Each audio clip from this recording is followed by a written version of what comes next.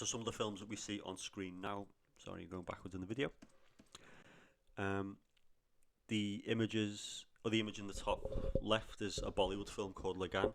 And obviously Lagan is very distinct, sorry, Bollywood's very distinct in how it uses stories, how it represents stories, and how it depicts the nation of India itself. But the filmmaker will still use the main technical conventions that we see around film, used universally. There's a genre, there's a clear narrative, we have the protagonist, antagonist, typical character types, but culturally it's quite distinct. And then we have examples of Iranian cinema. Again, look like most films from around the world, but culturally very distinct. And then two other examples are this film with the white poster called 10 Years and the smaller poster called Trivisa. These are Hong Kong films. Now, if you look at these films, they're quite straightforward in terms of their construction, you know, establishing shot, shot reverse shot, linear narrative, all that type of, well, mostly those type of things. So on a technical and macro micro level, the films look quite generic in that sense, but in terms of their meaning, they're quite specific to that nation. I mean, 10 Years in particular, you can view that in Hong Kong now. It's a a film basically split into 5 parts, and each section deals with a culturally specific element of Hong Kong. So, you know, we can understand the film from a generic level. We understand, you know, the narrative of police corruption, but we don't understand the specifics of it unless you live there or study the culture. So this is what we're going to look at, and in your exam you've got to express that, how these films we study are not only different from mainstream films, what is uniquely British about them. And also on the bottom left you have a blockbuster poster for a film called Monkey King. Now, Monkey King is a massive franchise in China, you know, about to become the biggest film market in the world. Now, if you watch the trailer for Monkey King, it may seem a bit silly to Western audiences and it may evoke a giggle. But as far as I'm concerned, in cinematic terms, it's no different from Avengers. The only difference is that the cultural icons used are different. So Monkey King may seem funny and unusual to us, but that's just because we're not used to it. It's not part of our cultural upbringing, whereas the American Marvel superheroes are. Okay.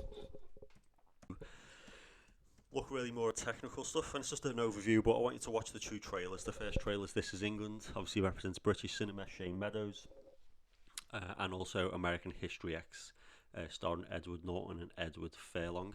I want you to watch both trailers and just in your handout make notes on the differences between the two. That can be micro or macro, so it would be technical elements, camera. How is music used?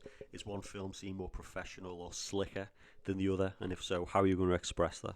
You know, is that through camera, sound? One film uses stars, one doesn't. So what are the differences between the two? And you know, try and push yourself and think, in particular, ideologically, what is being expressed ideologically? Is one film specifically, you know, tied to a nation, and is the other one a bit more generic? Or what do you think? So let's work on that task. And if you want the trailers, you can Google them, or the links are in the notes section of the PowerPoint that I've sent. So go to this PowerPoint slide, look at the notes on the bottom, the links are there. To start thinking about what is British cinema. It's a difficult one to define, really, because there's been many different ways to categorise British cinema over the years.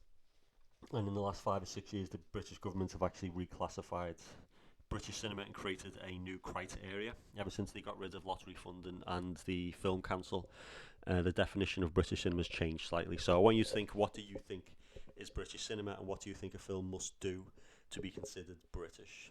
So think about cast, finance, shooting location, content, ideologies, the cultural and social and political ideologies or points addressed in the film.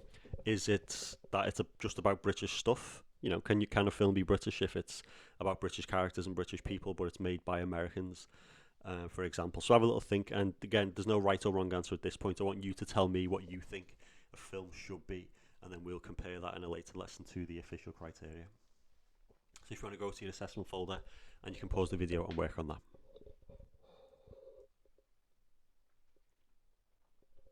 Alright. So it's very difficult to define a national identity, especially British national identity, but a national culture is defined by the following definition. It's a set of norms, behaviours, beliefs, customs and values that are shared by a nation. It also refers to specific characteristics such as language, religion, ethnic and racial identity, and cultural history and traditions. So we have many stereotypical views of Britain and what it means to be British, and some of those are on screen now. My personal favourite is the Big Book of British Smiles from The Simpsons. That sort of builds upon the existing stereotype that people in Britain have, poor dental hygiene. Now you can look at that on a surface level and say, "Oh, it's just a joke about people with bad teeth," but what actually it's drawing attention to or referencing is a class divide, maybe. In Britain, is that over the years we've had, until the National Health Service at least, we've had privatised healthcare, so only really the wealthy and those people in positions of power could do something about that, while the rest of us were left to just get on with it. All right, so it may seem like a basic stereotype, but with all stereotypes, these things do express something about our nation, and they are always based in truth in some way. Okay, so I think about this question: how can national identities or cultures be expressed or identified in film? And what you have to look at is the following: dominant ideologies of the society and behaviours or members of that nation. Okay, so when we're trying to identify national identity for Britain, you have to look at the political, religious ideologies, how we approach the crime and punishment, the roles of gender, race, ethnicity, sexuality, etc. Okay, so a quick point that national identity is always expressed via cinema. So if you look at the images on screen, Captain America is an interesting character because when he starts out, he's an American war hero, and he epitomizes American ideology of being, selfless, brave, protector, going around fighting evil, a symbol of, justice and good in the world. And if you look at his costume on screen, it's the very bright, vibrant colours of the American flag, red, white, and blue. But over the course of his personal narrative and his trilogy, when we get to film 2, the US government has been infiltrated by a Nazi organisation, and there's a lot of practices going on that he's not happy about, such as murder, interrogation, espionage, spying on people, handing out punishments for crimes before they're committed.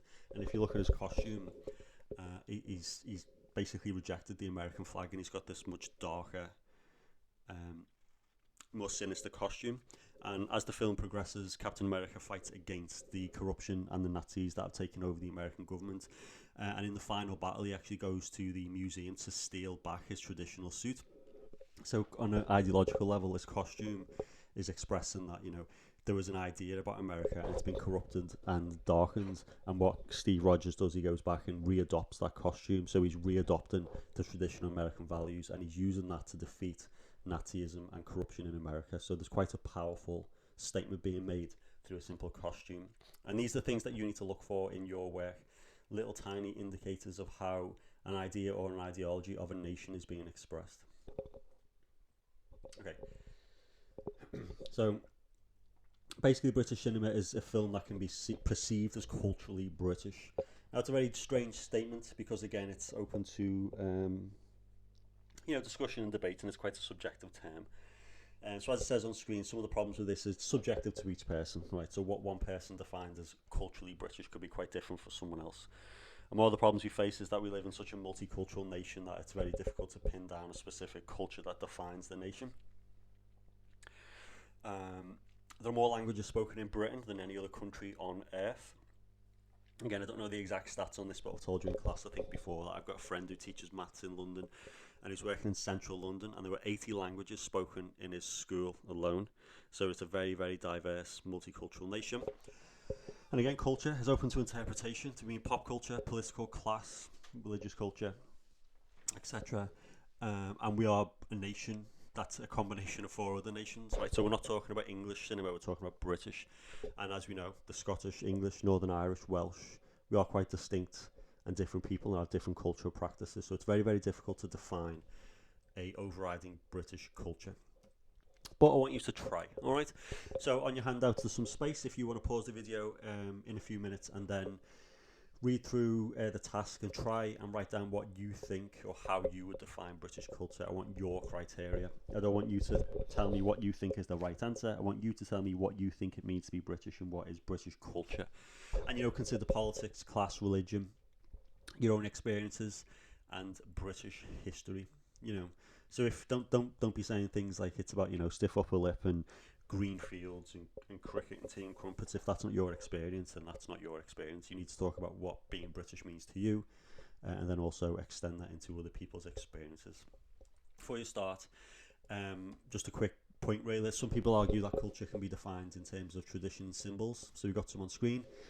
Tea and crumpets, soldiers, the Queen, full English breakfast, it's always raining, umbrellas, red phone box, black taxis, red buses, all that type of stuff.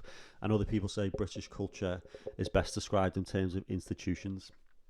So the government, what are the ideological messages of our government really and our political system? So we live in a democracy. So there's your first point. What else can we say about British culture? The police force, we have an education system, a legal system, we have a political system. So consider both symbols, your experiences, but also larger institutions. The fact that we have a monarchy is quite rare these days. So what does that say about our culture? It's, indicates something about tradition and history, doesn't it?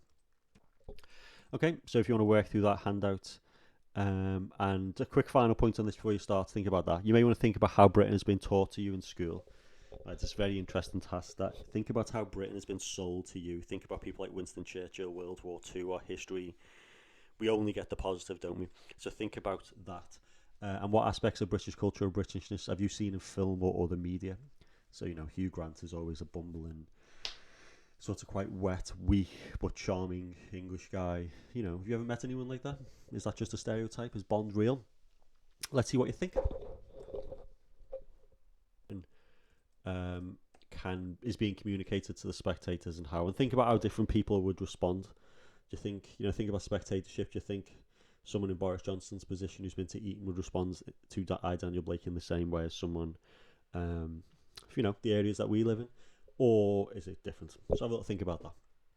And again, in your handout, try and get as much information written down as possible. And if you finish that within the time left in the lesson, I want you to watch the trailers for our 2 films, Moon and Under the Skin, and just have a think about these questions and get some notes written down. What is the name of the production companies behind each film? So you can find it quite easily. What aspects of British culture are represented, explored or shown in the trailers? And if none, why do you think the filmmakers have not focused on Britishness in the film? And based on what we have covered in this PowerPoint, which film is most British in your opinion? And that's totally subjective. It's up to you to decide that. As I said, we haven't gone through what Britishness means. It's up to you to define that. Okay, so if you want to work on that, and I said at the end of the lesson I'll take in your handouts and have a look through those. But if you have any questions, I'll be on Teams, so you can email me. Thanks.